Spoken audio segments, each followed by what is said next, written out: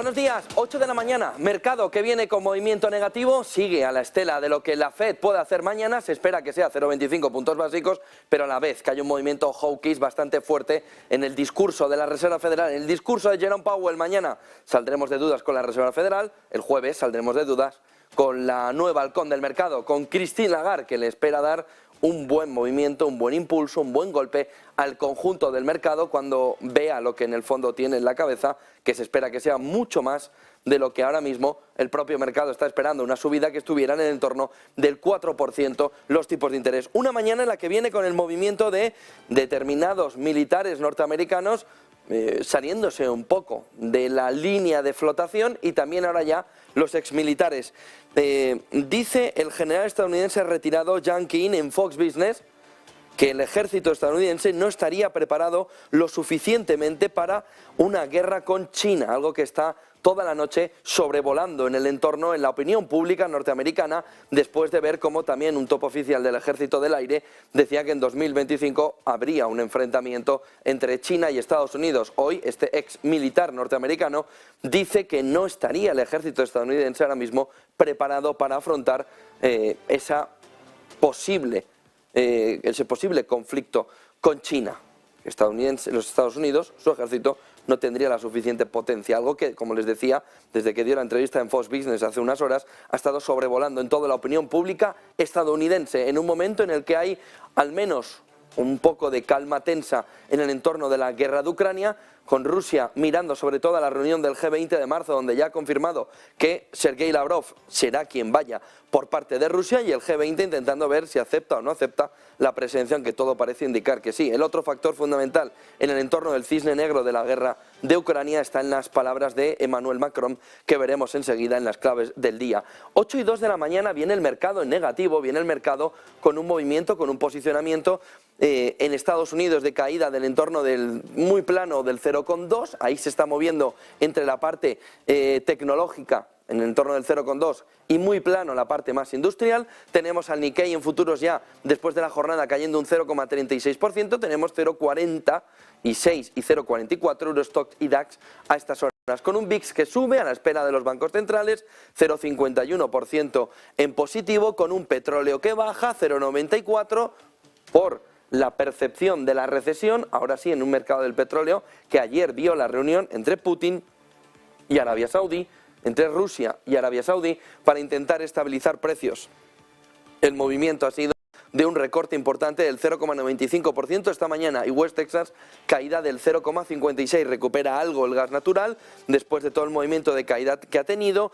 El oro vuelve a caer medio punto porcentual después del movimiento de recuperación que ha tenido en las últimas semanas, 1929, el cobre sigue su particular caída frente al pronóstico del mercado. El mercado decía que se iba a disparar, el cobre hoy otra vez con un movimiento bajista del 0,9%, platino 1,28%, plata 0,98%. El euro a la espera de Lagarde sigue en 1,08, no ha conseguido ni tan siquiera acercarse de una manera muy agresiva al 1,10. Tenemos al dólar fortaleciéndose, 102,10, ojo a ese movimiento del dólar, en una mañana en la que la clave fundamental está en la inflación. Inflación y estanflación son los términos claros que mueven esta mañana el conjunto del mercado y que hacen esto, ver cómo el petróleo empieza a pensarse que igual la situación económica no era ni tan siquiera la mitad de buena de lo que estaban diciendo. Miren lo que veíamos ayer, lo que conocíamos por parte de Reuters, y que fue como un movimiento de terremoto económico en el conjunto del mercado. Miren este gráfico en el que se puede ver el titular principal que asaltaba al conjunto del mercado ayer, cuando veíamos que el dato de inflación que va a publicar la eurozona, que va a ser, o que es, mejor dicho, fundamental para el Banco Central Europeo, no tendrá el dato seguro de Alemania. Lo tendrá el 23 de febrero, cuando se espera que ahí sí Alemania cumpla y después de movimientos técnicos de cómo calibrar la inflación en Alemania, del dato exacto de cómo se ha movido. Pero ojo a esto, porque que Alemania, por cuestiones técnicas, decida no poner encima de la mesa el dato de inflación, está siendo un terremoto económico importante. Primero, porque entonces el Banco Central Europeo va a tener que hacer, es verdad que es lo que mejor sabe, intentar sobreestimar o subestimar el dato de inflación sin tener el dato exacto. Es decir, va a tener que hacer así y decir la inflación en Alemania, después de haber perdido 1,5 puntos de noviembre a diciembre, no la sé estimar para enero. Y piensen que ahí hay cambios importantes. Por ejemplo, el alumno avanzado, el aventajado de la clase, fíjense en el siguiente gráfico, que es España, y que ayer vio un movimiento de la inflación subyacente, que como ven en el gráfico que esta mañana ha publicado Juan Ignacio Crespo en su newsletter, se nos sale del mapa. El dato de la inflación subyacente en España, mejor reflejado en las últimas 24 horas, es este gráfico de Juan Ignacio Crespo. No nos cabe en el mapa, no nos cabe en el gráfico, se nos ha marchado. Por lo que el Banco Central Europeo, cuando se presente en la reunión del jueves sin el dato seguro de Alemania, va a tener encima de la mesa que hasta el alumno aventajado de la inflación española, bueno, más que el alumno aventajado, el copiota, el que busca los caminos alternativos para encontrar el dato que en el fondo quiere, el que ha reducido la inflación mediante meterle morfina al conjunto del sistema para no padecer nada. Oiga, tengo aquí una sensación que no me gusta, morfina, en este caso es inflación, morfina económica, ya no noto la inflación en el 5,7. Vamos a reducir un poquito la dosis de morfina, 5,8%. Pero ¿qué sucede con la inflación subyacente, la que no tiene alimentos ni petróleo? Que se nos sale del mapa. Si este es el alumno aventajado de Europa, de la zona euro, fíjense lo que el Banco Central Europeo puede esperar de Alemania. ¿Qué es lo que produjo ayer este dato de España? Que el Banco Central Europeo está hoy, pero bueno, dándole fuerza a las alas, en ese movimiento de halcón que mañana se espera que lo arrase todo, el jueves, perdón. ¿Por qué? Miren este gráfico. España tiene un 7,5 de inflación subyacente en un camino completamente desbocado, sobre todo, lo verán luego en el gráfico que ayer publicó Ángel Talavera, por culpa de los alimentos procesados, por culpa del movimiento de alimentación que se suponía que el gobierno había arreglado en supermercados, pero que, como ya les contamos hace más de una semana, tenía una puerta de atrás, que es el impuesto al plástico, y por otro lado, los precios del productor totalmente disparados después de establecer un mínimo sobrecostes por el que no se podía vender por debajo. De tal manera que fíjense, Estados Unidos, que está fatal de inflación, ya tiene la subyacente por debajo de la española, que es el alumno aventajado en la inflación europea, imagínense cómo está el resto. Tenemos la eurozona en la inflación subyacente en el camino hacia arriba desde el 5,2, podría cruzarse en el próximo dato que vamos a conocer en los próximos días, y tenemos el deflactor del consumo, el PCE, que conocimos el viernes, con una caída muy importante hasta el 4,7, ya bastante por debajo de la inflación subyacente en Europa. ¿Qué es lo que nos está reflejando? Pues que el desastre a la hora de planificar la batalla contra la inflación en Europa acaba de volver a mostrar su cara más dura. Y es, por un lado, países que han intentado jugarla con fines puramente electorales, con fines puramente de titular de periódico, España, frente a Reserva Federal, con un trabajo pronto, dentro de lo que cabía, aunque también la negó, la inflación, que ya ha conseguido empezar a tirar, a subyugar abajo la inflación. ¿Qué le sucede a Europa y por qué el Banco Central Europeo nos está dando un mensaje de que se lo quiere cargar todo? Pues que una inflación donde el alumno aventajado se va fuera del mapa, fuera del gráfico, donde la eurozona está en el 5,2%, y esto es un dato pasado. El dato bueno que conozcamos, el próximo, nos va a dejar o en el entorno o por encima de Estados Unidos. De tal manera que Estados Unidos ya puede empezar a pensar en la pausa pivote. Europa tiene un problemón de caballo. El problemón europeo es enorme alrededor de una inflación que se está convirtiendo en lo que los analistas le estaban diciendo al Banco Central Europeo, y el Banco Central Europeo negaba: la estanflación. Y ojo, porque la estanflación, antes hablábamos de la morfina económica, en un entorno en el que quieres evitar determinados dolores por la enfermedad que tienes, la estanflación no tiene una medicina clara para la resolución de sus problemas. Es decir, que el Banco Central Europeo, en un entorno estanflacionario, eleve los tipos de interés hasta el final, hasta el cielo y más allá, para reducir las salvajadas económicas de España, que ahora empiezan a verse en términos inflacionarios, en términos de empleo, en términos de crecimiento, sin reformas estructurales y con una posición, con un movimiento que refleja que está todo muy dañado. Fíjense en el dato que acabamos de conocer. Última hora, ventas minoristas, miren aquí abajo. Alemania, mensual, menos 5,3%. Menos 5,3%. Se esperaba un menos 0,2%. Ojo al movimiento también del Producto Interior Bruto. Volvamos a la inflación, pero a ese dato que nos está también remarcando la situación estanflacionaria, es decir, estancamiento económico, incluso en negativo. Alemania entrando en la recesión, ya no es el lobo viene, el lobo ha venido y se está comiendo al primer cerdito, le quedan dos. Bueno, pero es que igual no ha venido, pero ¿cómo que no? Si ya no tiene pierna el cerdito. Y por otro lado, una inflación completamente desbocada por un mal trabajo, sobre todo en las reformas estructurales que no han llegado. Piensen en una cosa. Estados Unidos puso 1,3 billones para salir del coronavirus y dijimos, ha inundado el conjunto de la economía. Miren, ha inundado inflacionariamente el conjunto de la economía. Vale, ha inundado inflacionariamente, perdón, el conjunto de la economía con una tasa que la vemos crecer desde febrero muy por encima del resto. Miren desde dónde partía España, desde en torno del 2. ¿Qué es lo que sucedió en España para que se haya inundado en España y en Europa también la economía si no hubo un paquete de 1,3 billones, si no hubo un movimiento tan fuerte? La clave fundamental que se empieza a ver, es verdad que como Manolete cuando ya ha pasado, oiga, los toros cuando han pasado están muy bien, vale ya, pero los toros cuando han pasado nos permiten ver los errores. ¿Y qué es lo que nos marcan ahora? Los avales estatales fueron una inyección monetaria, una inyección muy fuerte al conjunto del mercado. ¿Qué es lo que sucedió cuando aquí el empresario decía, yo tengo que cerrar? No, no cierres. ¿Por qué? No puedo seguir pagando las nóminas. Toma, aquí tienes un ICO. ¿Para qué? Para seguir pagando las nóminas. Pero si no tengo negocio, no vendo.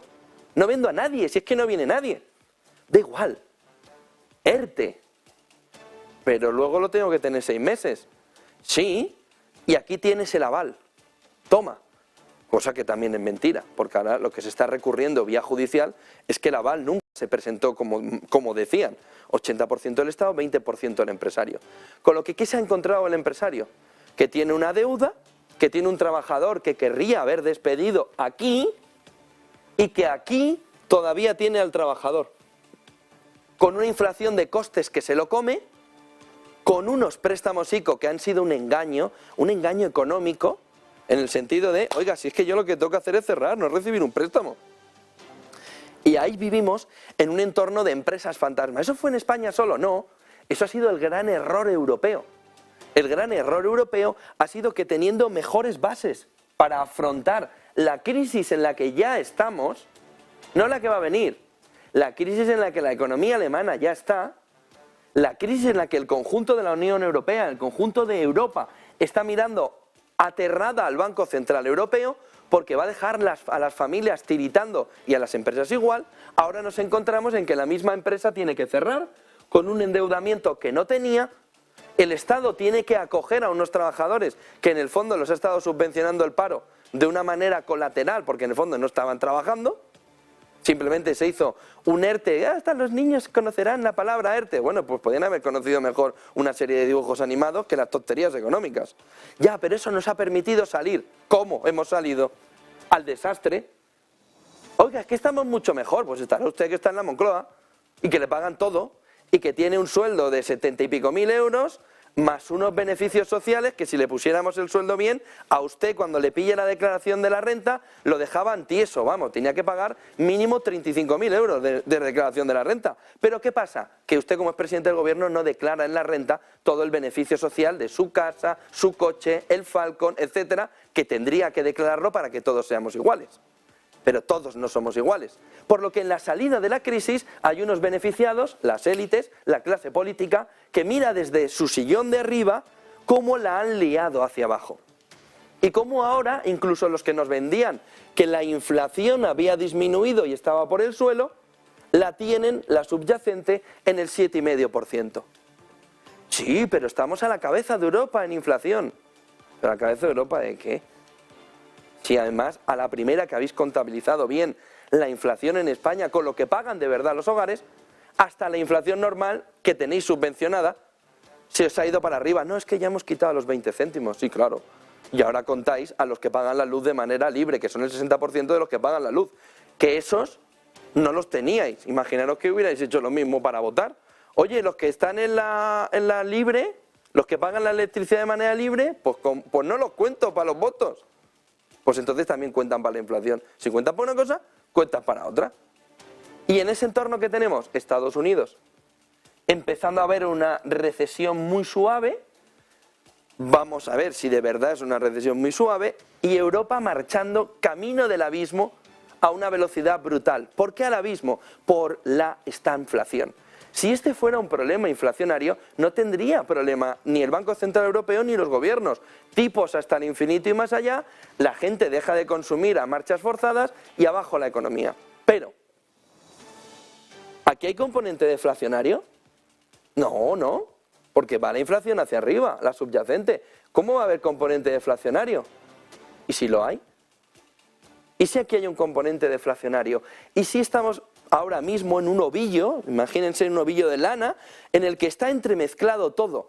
Y lo que tenemos es una inflación disparada, sobre todo por todos los estímulos de salida del COVID que todavía no han desaparecido y que está llevando a que, como les decía, muchas empresas que aquí tenían que haber despedido, todavía no han despedido, y a cambio su negocio se está yendo a freír espárragos. En ese entorno se está viviendo el movimiento estanflacionario del que Estados Unidos está huyendo ya. Esto es huir del entorno estanflacionario. Vamos a ver cuánto tarda Estados Unidos en colocarse en una inflación del 3%, ya no del 2%, del 3%. Pero está caminando hacia ello. Es que Europa no está ni caminando hacia ello. Es que Europa está caminando hacia el abismo económico. Es que Europa está caminando hacia la japonización de su economía. Es que Europa está caminando hacia un entorno en el que si subes los tipos de interés demasiado, que es lo que va a hacer Lagarde sí o sí, la economía se te hunde, por muchos Pedritos Sánchez que tengas por Europa, dando dinero y dando dinero, porque entonces lo que veremos es que todas las medidas económicas tomadas, sobre todo en el final del 2022, último semestre, lo que han servido es para esto. ¿Por qué? Porque la población, los ciudadanos, no han tenido la sensación de que tenían que recortar los gastos, sino que se han marchado a Navidad como si fuera la fiesta de Papá Noel de sus bolsillos. Lo han vaciado absolutamente todo y ahora tienen a la vuelta no la cuesta de enero, el Tourmalet de enero. Y en ese contexto nos vamos a un periodo estanflacionario en el que irán poco a poco renovando hipoteca, subiendo los términos hipotecarios, en el sentido de pagar prácticamente el doble de lo que estaban pagando de hipoteca, y a partir de ahí la economía europea se va a dar un guantazo que la van a recoger 10 pisos más abajo. Miren el siguiente gráfico, pero ojo a este gráfico de Juan Ignacio Crespo. En este entorno, esta madrugada el Fondo Monetario Internacional, que vive en Washington en su mundo de Matrix, ha corregido por primera vez en un año al alza las previsiones de crecimiento del conjunto de la economía. ¿Qué es lo que ha hecho? Pues decir, bueno, tampoco estamos tan mal. Oiga, ¿y ustedes dónde miran? Bueno, tampoco tienen la obligación de mirar a ningún sitio, pero miren el entorno. Estados Unidos se marcharía a un crecimiento del 1,4%, la zona euro evitaría la recesión bastante solvente, en un crecimiento del 0,7 en el 2023 para crecer luego al 7,6. Fíjense que el Fondo Monetario Internacional ve peor 2024 con un crecimiento del 1% que el 2023 con un crecimiento del 1,4. ¿Vamos? Luego vemos en el detalle Alemania, cómo el crecimiento alemán estaría en el entorno del 0,1, a pesar de que ya está entrando en la recesión. ¿Qué percibe el Fondo Monetario Internacional? Que va a ser una recesión, 0,1% de crecimiento, que va a ser una recesión muy suave, que va a evitarse en el último minuto. Gol en la prórroga. 0,1%, para luego disparar su crecimiento al 1,4%, sobre todo sobre la base de haber modificado la estructura energética del país para ya no depender de Rusia, pero tener una fuente alternativa verde que sí le permita crecer. Que eso sea en el 2024 es una elucubración mayúscula. Es muy improbable que Alemania tenga esa facilidad si en el 23 además le viene un invierno no como el de este año, que es una broma de invierno, entiéndanme, en términos de temperatura. Francia con un crecimiento del 0,7, España con un crecimiento del 1,1, Italia con un crecimiento del 0,6. ¿Dónde estaría el lío? En Reino Unido, menos 0,6%, para crecer luego al más 0,9%. Por lo que por primera vez en un año el Fondo Monetario Internacional mejora previsiones. Se pueden imaginar dónde mejoran sobre todo las previsiones. Miren el siguiente gráfico. Porque el movimiento de las economías emergentes en la revisión va mucho más arriba. Este movimiento va mucho más arriba en economías emergentes, aunque el conjunto de la economía global, que crecería en el entorno del 2,9%, también camina hacia arriba. En las economías avanzadas estarían también más o menos saliendo en el 23 un poquito mejor para estar peor en 2024. Fíjense que se cruzan la previsión anterior con la previsión actual, poniendo a las economías avanzadas una percepción en 2024 peor. El golpe fuerte estaría en la entrada del 2024. Miren el siguiente gráfico que nos marca el Fondo Monetario Internacional en un informe que ha salido apenas unas horas, esta madrugada, sobre las 2 de la mañana, es decir, hace 6 horas, cómo la economía mundial crecerá en el entorno del 2,9, cae desde el 3,4 al 2,9 para luego en previsión crecer al 3,1, economías avanzadas 2,7 hasta el 1,2 de caída, luego recuperación del 1,4, aquí estaría un poco el lío importante, y China y economías emergentes en desarrollo, crecimiento del 3,9 al 4, al 4,2, en lugar de caer, crecer. Es decir, el crecimiento global viene de la mano de las economías emergentes según el Fondo Monetario Internacional, aunque es exactamente lo que están diciendo la mayoría de las casas de análisis. Miren el siguiente gráfico que nos marca también de qué manera Estados Unidos caería en la previsión de crecimiento del 2022 al 1,4, del 1,4 al 1. Y la zona euro, que evitaría esta recesión, pero con una caída muy importante, del 3,5 al 0,7 para subir luego al 1,6. Se pueden imaginar que luego Latinoamérica es otro de los puntos de interés muy importante, América Latina y el Caribe, con una caída del 3,9 al 1,8 para crecer luego al 2,1. África en un movimiento de subida, idéntico el crecimiento en el 22 y en el 23 para crecer al 4,1, y Asia emergente y en desarrollo en un movimiento del 4,3 al 5,3. No va a suceder lo mismo en Oriente Medio, donde sí percibe el FMI una caída del 5,3 al 3,2. 5 claves del día en una mañana que viene con FED. La FED es la clave de toda la historia junto con el Banco Central Europeo. Pero el Banco Central Europeo ya sabemos que han puesto a trabajar las alas y que eso está como si hubieran ido al gimnasio durante los últimos 3 meses. Como una bestia están esas alas para poder volar y volar y volar como un halcón. La estanflación estaría siendo la clave fundamental que el BCE va a tener que analizar sin el dato de inflación de Alemania, que le ha dejado tirado por el camino y que sigue viendo cómo los cambios estadísticos le impiden ver el dato real inflacionario. No es buena noticia. Significa que pese a la caída hasta el 8,5%, un punto y medio en solo un mes, ahora la fotografía puede no ser tan clara. Pero la estanflación va a ser la clave fundamental para ver si el Banco Central Europeo empieza a entender que la economía europea, tras el inicio de la recesión en Alemania y el repunte del principal alumno aventajado, empieza a ver el BCE que la estanflación es el escenario. La estanflación tiene un punto, sobre todo, diferente, que es el del inversor. En un entorno inflacionario hay una serie de valores que son refugio, que si dividendo, que si oro, que si materias primas. En un entorno estanflacionario es muy diferente todo el movimiento inversor. ¿Y a dónde va? Al petróleo, a las materias primas. Serían el único pequeño refugio que le quedaría al inversor en Europa si se termina por confirmar que la estanflación es el escenario final en el que se mueve la economía europea. Pero, como les decía antes, ojo, porque los analistas ya nos están avisando que en un entorno estanflacionario, si finalmente se llega a él, vamos muy en camino de él, el Banco Central Europeo ya no tiene las manos tan libres. El Banco Central Europeo ya no puede elevar hasta el infinito y más allá los tipos de interés porque verá cómo la economía empieza a resquebrajarse, no a dañarse, sino a caerse en pedazos, sobre todo por la vía del empleo. Y cuando la vía del empleo se pierde, pasa una cosa fundamental, se llama conflicto social. Ahí las calles ya no están tranquilas. Y una vez que el paro, el desempleo y el conflicto social impacta a los gobiernos miran al de arriba, al que pagan, que es al del Banco Central Europeo, para decir, keep calm, mantén la calma y deja de, vamos a poner un sinónimo, subir los tipos de interés en lugar de decir otra cosa, porque estos se me están echando a la calle. Ahora es muy bonito, estamos en tasa histórica de pleno empleo en todo el mundo.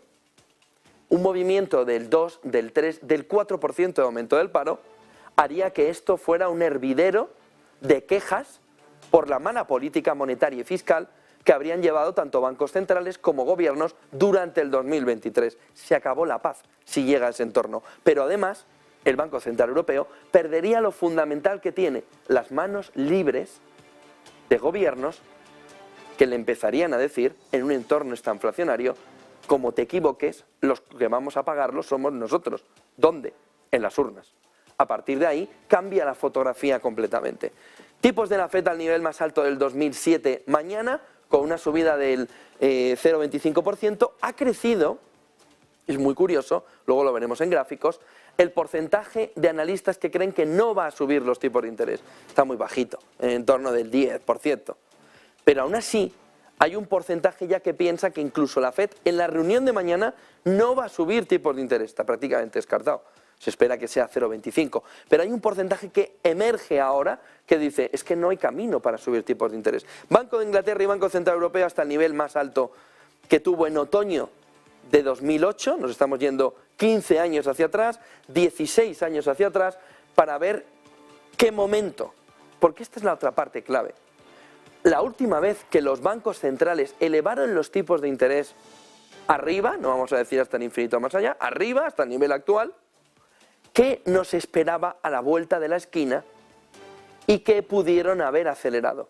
¿Qué sucedió en 2007, 2008, 2009?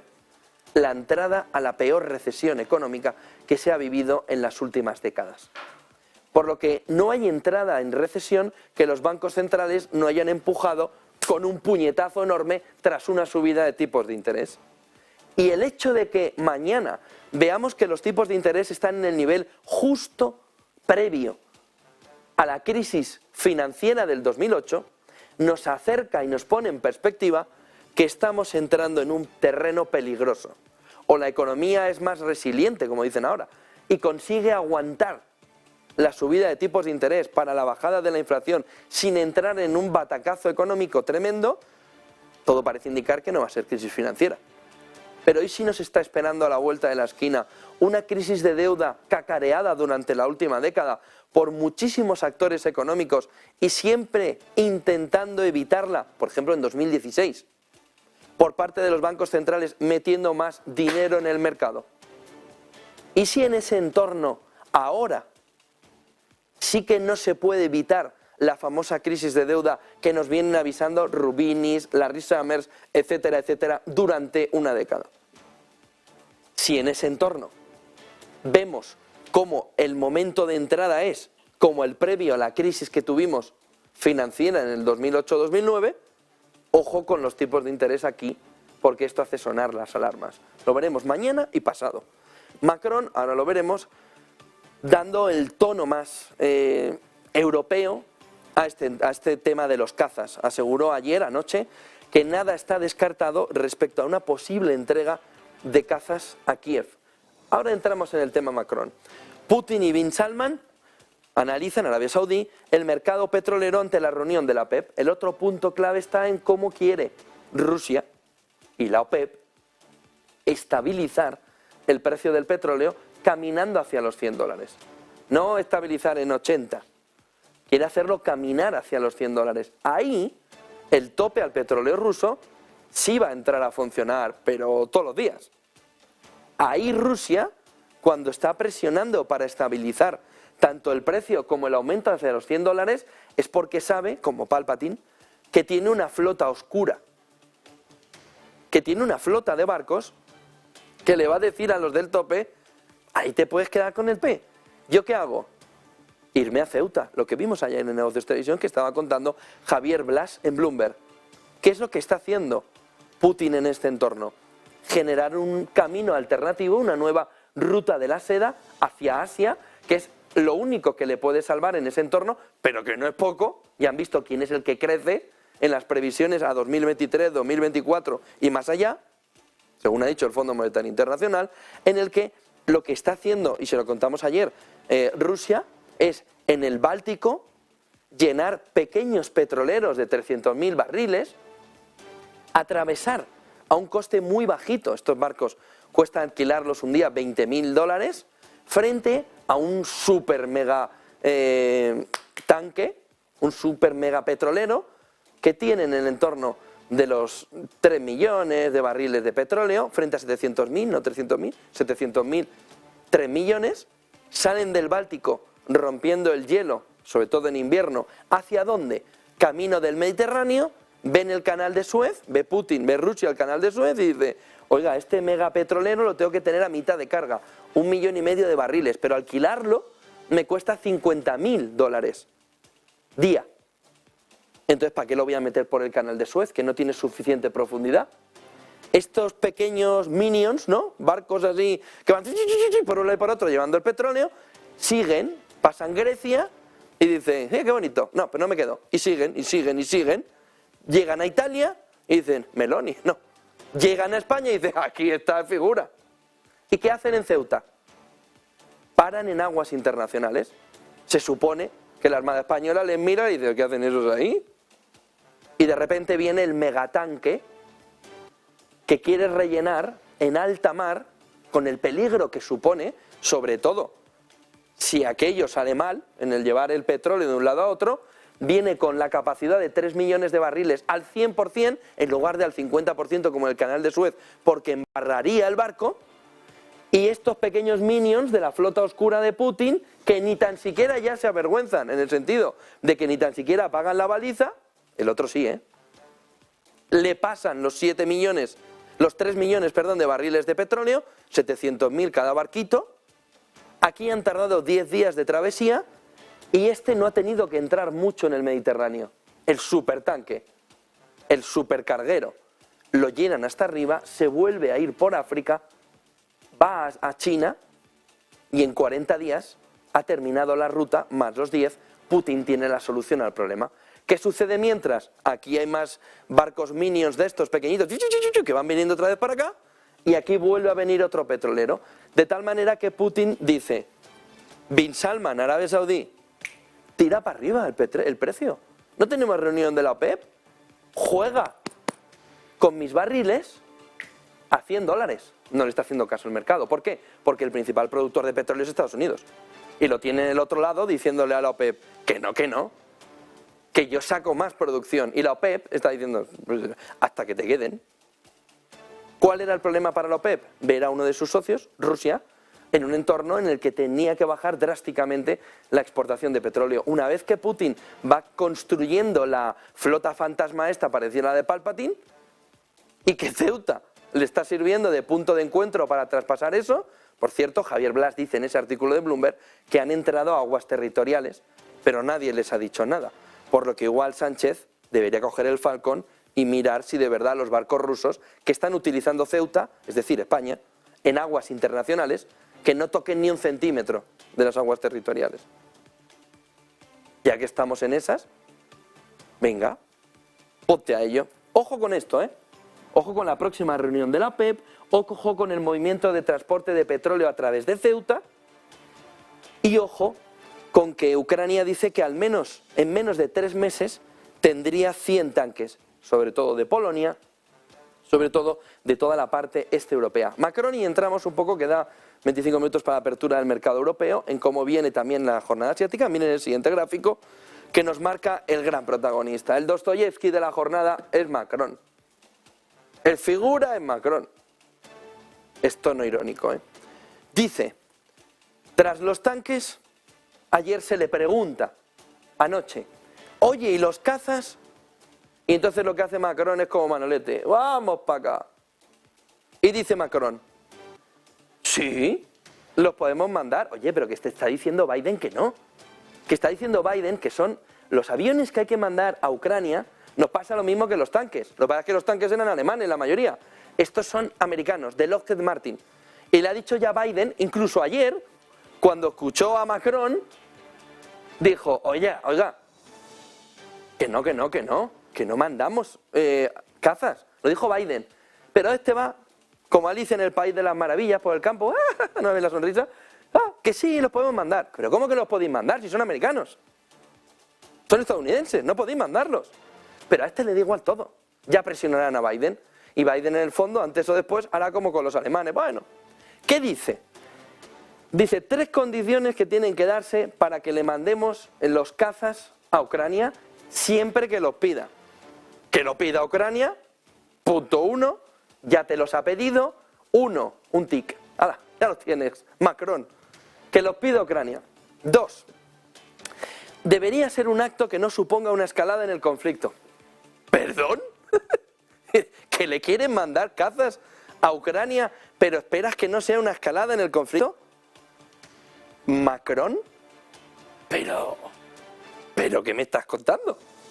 Es decir, segundo punto, debería ser un acto... ¿Quién va a calibrar que no haya una escalada en el conflicto? ¿Los mismos de los tanques? No había escalada. Están los rusos ahí tan tranquilos. Ahora ven pasar cazas americanos. ¿Pero Macron? Pero hombre, un armamento que no sea para tocar suelo ruso. Hombre, ya, solo faltaba. Se iban por el aire. Macron, que son aviones. ¿Es suelo ruso? ¿O quieres aterrizar allí? Sino para ayudar al esfuerzo de la resistencia a Ucrania. Pero este hombre, ¿dónde lo han sacado? ¿Y cómo ha vuelto a ganar? Pero este hombre, ¿dónde lo han sacado?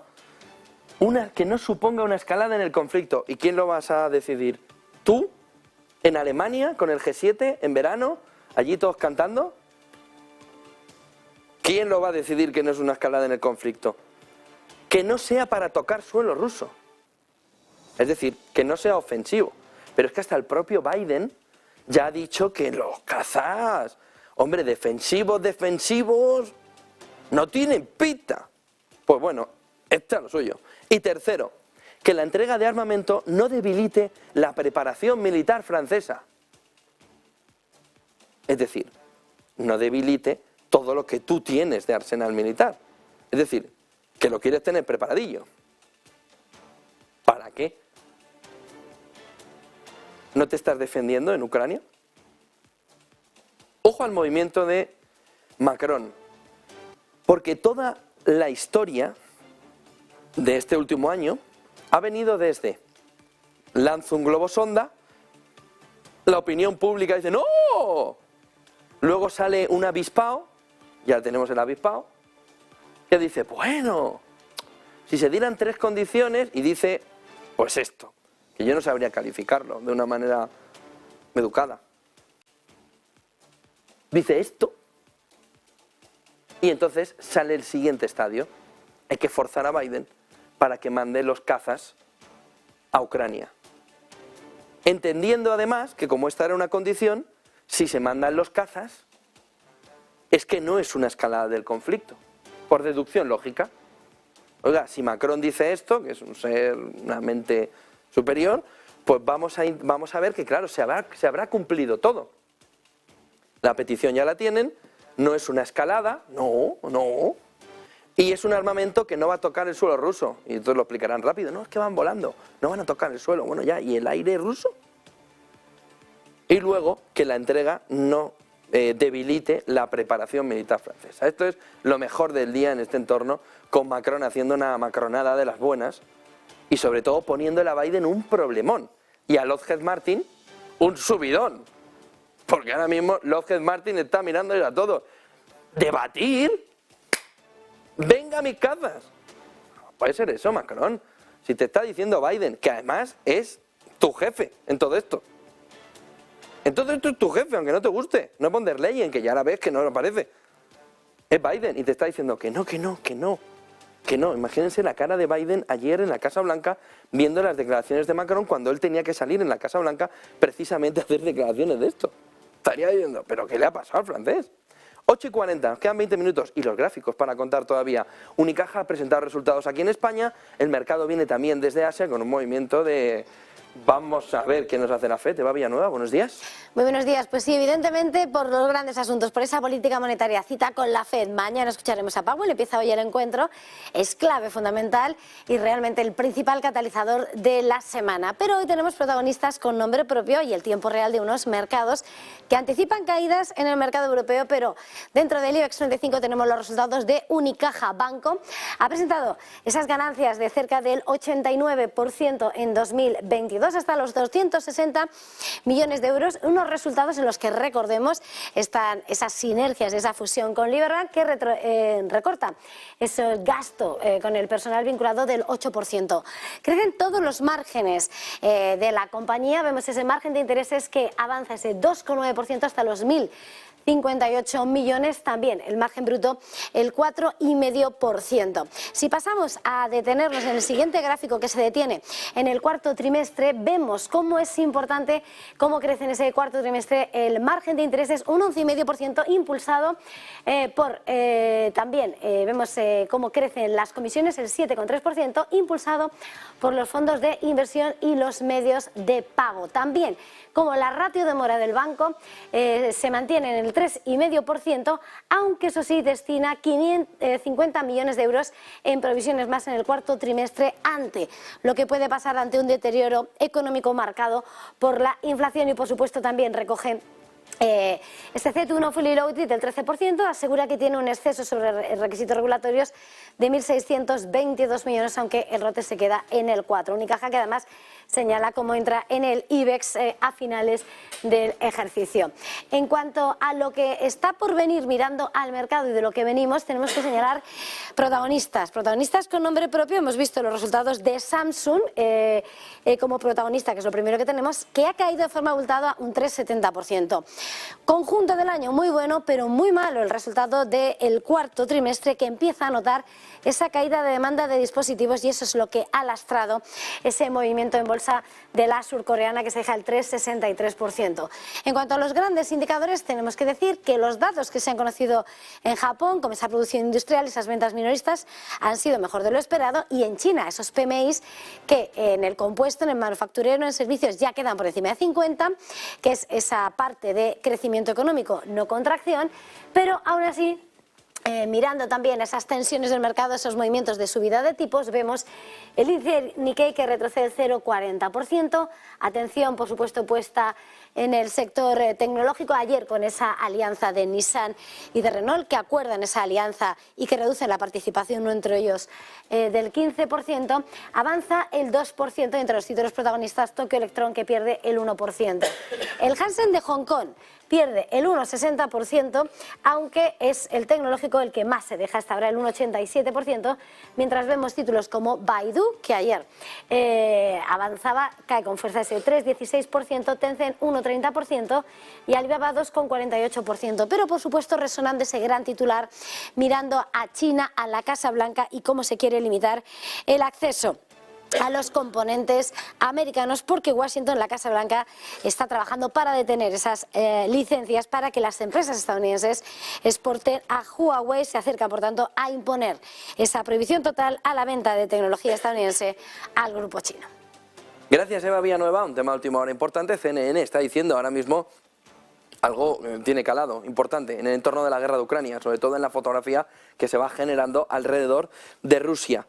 Dice CNN que el ex redactor de discursos de Putin dice que un golpe militar se está convirtiendo en una posibilidad en Rusia. No es menor, ¿eh? Lo está diciendo CNN ahora mismo. Comunicación, entorno de comunicación precisamente bélico. Dice que un golpe militar, estaría diciendo de Mitchell Kluski de CNN, que este es redactor de discursos de Putin, dicen que un golpe militar se estaría convirtiendo ya en una posibilidad real en Rusia a medida que continúa la guerra en Ucrania. Dice, hablando con Erin Burnett de CNN, este escritor de discursos convertido en analista político, Abbas Galimov, que a medida que aumentan las pérdidas rusas en Ucrania, el país experimenta dificultades provocadas por las sanciones occidentales. Los rusos buscarán a alguien a quien culpar de lo que está sucediendo y que la economía rusa se está deteriorando a marchas forzadas. La guerra, dice este ex redactor de discursos de Putin, está perdida por parte de Rusia y que cada vez hay más situación complicada en Rusia, por evitar algún término, por lo que los rusos se encontrarán con más dificultades y van a encontrar una explicación buscando un golpe militar que saque a Putin de la parte más alta de la dirección del mando de Rusia. Ojo a este movimiento de CNN importante esta mañana que se coloca en el inicio de la escena, sobre todo de este martes, mirando a la guerra de Ucrania, en el que, según este ex redactor de discursos de Putin, alrededor del máximo mandatario ruso se estaría empezando a generar precisamente ya un golpe de Estado. 8:46 de la mañana, gráficos del día, como ven viene cargado. Este es el último gráfico que apunta a la estanflación, lo conocimos ayer, se lo contamos aquí en Negocios Televisión por la mañana, cómo el comportamiento de la economía alemana está ya en términos de recesión. Pero ¿por qué un día después les traemos el gráfico de Bloomberg? Pues miren, porque tampoco es tal cual que siempre que ha entrado en un entorno de pseudo recesión, es decir, de un trimestre negativo, la economía alemana no haya sido capaz de remontar. Miren, miren, miren, en los últimos momentos, 2016. ¿Qué sucedió aquí para evitar la recesión en Alemania?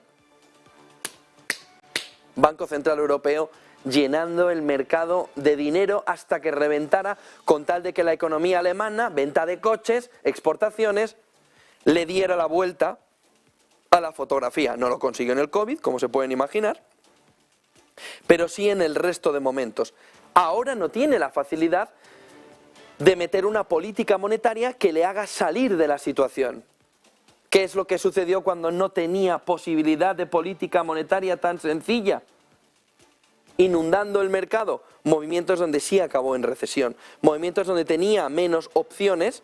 Este sería el entorno de tipos que hemos comentado, que el BCE estaba caminando hacia aquí, hacia 2008 en Europa. El movimiento de recesión por una subida de tipos muy fuerte, Alemania la padece mucho, porque quiere evitar la hiperinflación precisamente del siglo pasado, de los años 20-30, y busca caminar hacia un crecimiento económico con una inflación muy baja, aunque el crecimiento también sea bajo. ¿Qué es lo que sucede aquí?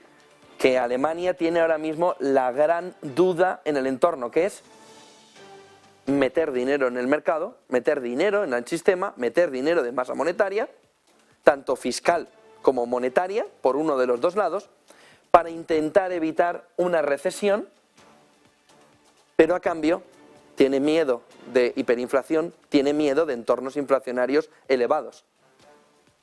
Pero es el único camino que tiene. Pero no lo puede hacer. Ese entorno empieza a asemejarse demasiado a un entorno estanflacionario. Miren el siguiente gráfico que nos marca esta mañana de qué manera está cayendo la cantidad de ahorros disponibles en Estados Unidos, a pesar de que lo que hemos visto en el último dato de ayer es un repunte hasta el 3,4. Es un pequeño repunte de ahorros por parte de las familias que empiezan a ver precisamente que la recesión ya no es una broma, sino que la padece en su propia piel. Miren el siguiente gráfico, que nos marca también esta mañana de qué manera hay un porcentaje del 14% que considera que no habrá mañana subida de tipos de interés en Estados Unidos.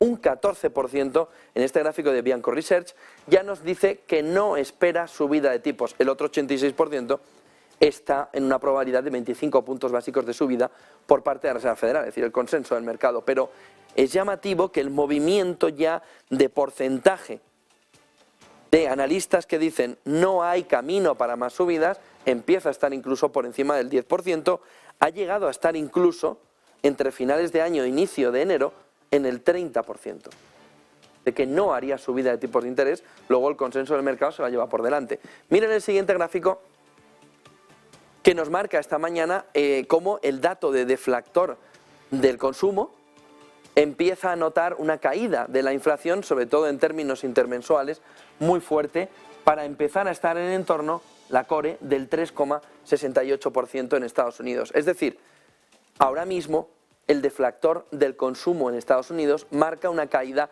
muy acelerada de la parte core del deflactor del consumo, que es el dato que mira la Reserva Federal justo a las puertas de su reunión, este famoso PCE. Con un camino hacia el 3,68%, va viendo un poco la fotografía que le mostró, ¿quién? Goldman Sachs, diciéndole el año pasado que la inflación core del PCE, ese deflactor del consumo, caminaría al 2% en el entorno de mayo, en Estados Unidos, marcando un gap enorme entre las perspectivas inflacionarias de Europa, disparada la subyacente, habrá recogido ya entonces el pico y estará descendiendo, pero verá desde el otro lado del Atlántico cómo Estados Unidos, si esto sigue al ritmo que va, que es el que nos decía Goldman Sachs, en el entorno de abril-mayo habrá llegado al objetivo del 2%. Miren el siguiente gráfico que nos marca cuando la Fed admite que está en una recesión. Este debate del soft landing ni es un debate nuevo, ni es un debate breve, ni es un debate que no se haya tenido antes. Todo lo contrario. El 26 de septiembre de 2007, un año antes del estallido de la crisis financiera, la Reserva Federal, que tenía los tipos donde mañana los va a poner, en ese entorno del 5% por debajo, ya decía que ese movimiento de tipos arriba iba a provocar un soft landing, no una recesión profunda. Miren el siguiente gráfico, 26 de septiembre del 2007. Esta es, el 18 de marzo del 2008, la nota publicada por parte de la Reserva Federal en el que admitía que la recesión ya había llegado y que el crecimiento se había debilitado muchísimo a pesar de la previsión que ellos habían tenido justo en 2007. Factores exógenos, dice la Fed, han cambiado la fotografía y hay muchas razones para ser escéptico, decía el 18 de marzo del 2007, en septiembre del 2007 estaba diciendo que no, el 18 de marzo del 2008 nos estaba diciendo que la recesión en Estados Unidos no es que era algo probable, es que ya había llegado. Y no había soft landing, como decía la Fed un año, 6 meses antes, 7 meses antes, sino que ya veía un golpe muy fuerte en el conjunto de la economía. Es decir, esto que ahora nos parece algo nuevo, nos mienten, no nos mienten, es lo normal cuando la situación se va destrozando camino de una recesión económica. Tenemos el dato de IPC en Francia, el anual, lo ven aquí, 6%, pronóstico 6,1%, el previo era el 5,9%, ven aquí el dato, aquí abajo, el IPC francés anual 6%, un poquito por debajo de lo que estaba esperando el mercado. Por lo que, volviendo a estos gráficos, la clave fundamental es entender si ahora la Fed sí ha acertado. Lo normal es que no haya acertado. Sobre todo viendo que los contextos, los entornos económicos son muy parecidos, pero la fotografía empieza a ser muy similar a lo de no hay soft landing, toma recesión. 2 tazas. Miren el siguiente gráfico, pero no es algo de ahora, es algo de siempre. Miren el siguiente gráfico que ayer movía Bank of America. La clave fundamental del fenómeno deflacionario, que ayer decía Kandriam en ese informe, y luego durante el día varios analistas iban marcándonos también cómo el fenómeno deflacionario empezaba a entrar en el conjunto de la economía, viene sobre todo por el mercado laboral. En este gráfico de Bank of America se puede ver cómo hay un 70% de intensidad laboral menos que en los 80. ¿Por qué? Por la tecnología. ¿Y hacia dónde vamos? Hacia la inteligencia artificial, OpenIA, ChatGPT. En ese entorno de inversión que veremos sobre todo los resultados en un par de años, hay un movimiento de reducción todavía más de necesidad de fuerza laboral.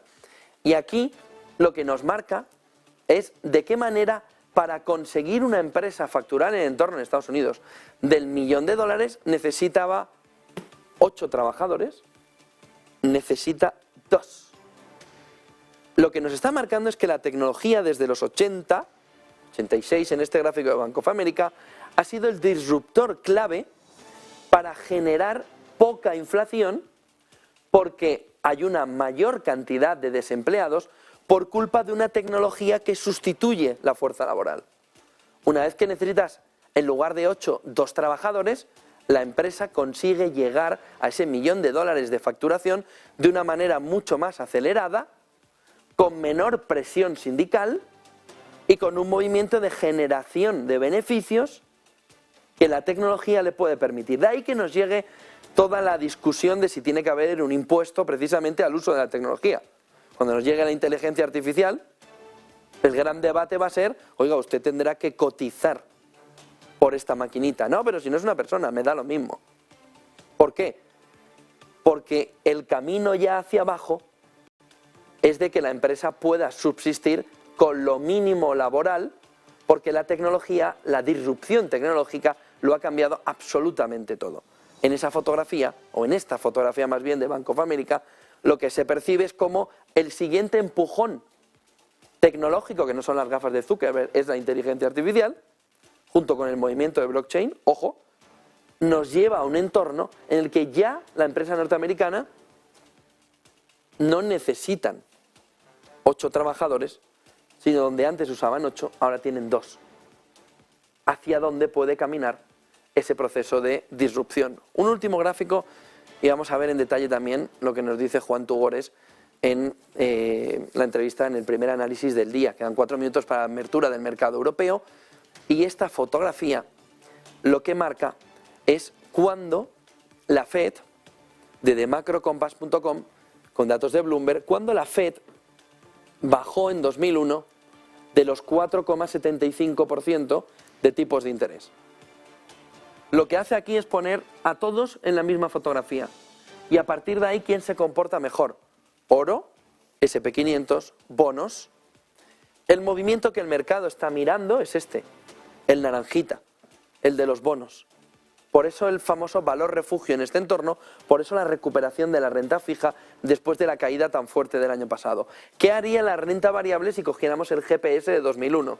Un movimiento sobre todo, primero de alegría, pero luego de batacazo enorme, algo de recuperación y mínimos de los mínimos. ¿Dónde? En 2024. Si cogiéramos el GPS de esa primera bajada de tipos de interés desde el 4,75 en 2001. ¿Qué sucedería, por ejemplo, con el oro? Lo que estamos viviendo, un movimiento tranquilo ascendente, con algún pico, si hay algún factor geopolítico que pueda impactar, pero el GPS de lo que sucedió en 2001 con la primera bajada de tipos de la Reserva Federal desde el 4,75 es recuperación, salvo la renta variable, a la que le quedaría un poquito de calvario bastante importante. Una pequeña pausa y entramos con Juan Tugores, entramos con la apertura del mercado. Viene esto, calma tensa, hasta la reunión de la FED y del Banco Central Europeo. Enseguida volvemos.